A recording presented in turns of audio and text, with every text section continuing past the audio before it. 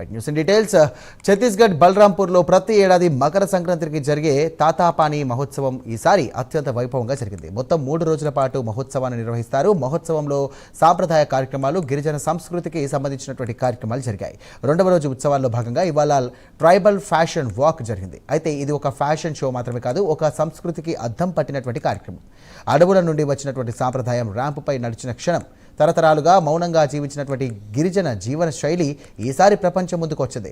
మహోత్సవంలో నిర్వహించినటువంటి tribal fashion show walk తాతాపానీలోని జాతీయ స్థాయికి నిలబెట్టింది.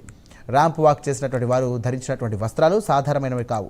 బస్తర్ కోసా స్కిల్, అలాగే బస్తర్ పాటా వస్త్రాలు వారు ధరించినటువంటి దుస్తులు. ప్రతి అలంకరణలో అడవుల వాసన, అలాగే ప్రతి నడకలో కూడా గిరిజన గర్వం కనిపించింది. ఇవి డిజైనర్ కలెక్షన్స్ కాదు, తరతరాలుగా వస్తున్నటువంటి గిరిజన జీవన చరిత్రలు. అలాగే ఈ ఫ్యాషన్ వాక్లో నడిచింది ప్రొఫెషనల్ మోడల్స్ కాదు, గ్రామాల నుండి వచ్చినటువంటి విద్యార్థులు, స్థానిక యువత, గిరిజన సమాజానికి చెందినటువంటి పిల్లలు. వారి ముఖాల్లో అలంకారం కన్నా ఆత్మవిశ్వాసం ఎక్కువగా కనిపించింది. తమ సంస్కృతిని తామే ప్రపంచానికి పరిచయం చేస్తున్నామన్న గర్వం ప్రతి అడుగులోనూ ప్రతిబింబించింది.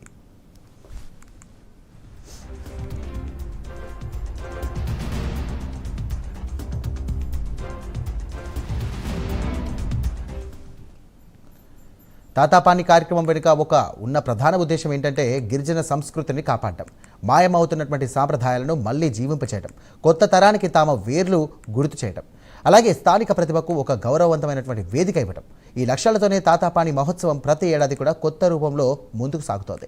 ఇక ఈ మహోత్సవంలో ప్రముఖ గాయకుడు ఆదిత్య నారాయణ్ పాల్గొని ఆయన పాటలతో ఇటు ప్రేక్షకుల్లో అటు కళాకారుల్లో కూడా ఉత్సాహాన్ని నింపారు. లోకల్ కల్చరల్కు నేషనల్ ఎంటర్టైన్మెంట్ కలిసినటువంటి ఈ క్షణాలు ఈ వేడుకను మరో ప్రత్యేక గుర్తింపునిచ్చాయి. ఇక మహోత్సవం నిన్న ఛత్తీస్గఢ్ సీఎం విష్ణుదేవ్ ప్రారంభించారు. ఈ సందర్భంగా ఆయన మాట్లాడుతూ జిల్లాకు భారీ అభివృద్ధి ప్యాకేజీని ప్రకటించారు. 655 కోట్ల రూపాయలకు పైగా విలువైన అభివృద్ధి పనులను భూమి పూజ చేశారు. ఇక హాస్టళ్లు, ప్రభుత్వ భవనాలు, జిల్లా రిజిస్ట్రేషన్ కార్యాలయం, అలాగే నిర్మాణాలకు కూడా శంకుస్థాపన చేశారు. అలాగే ప్రతి సంవత్సరం తాతాపాని మహోత్సవానికి 25 లక్షల రూపాయల ప్రత్యేక నిధిని కూడా ఇస్తామని ప్రకటించారు. ఇక తాతాపాని మహోత్సవం కేవలం ఒక ఉత్సవంగా జరిగే ప్రదేశంగా మాత్రమే కాకుండా ఆధ్యాత్మికతను, పర్యాటకానికి కేంద్రంగా ఎదుగుతున్నటువంటి ప్రదేశంగా మారుతోంది. ఇలాంటి కార్యక్రమాలు స్థానికులకు ఉపాధి కల్పిస్తూ ప్రాంత ఆర్థిక వ్యవస్థను బలోపేతం చేస్తున్నాయి.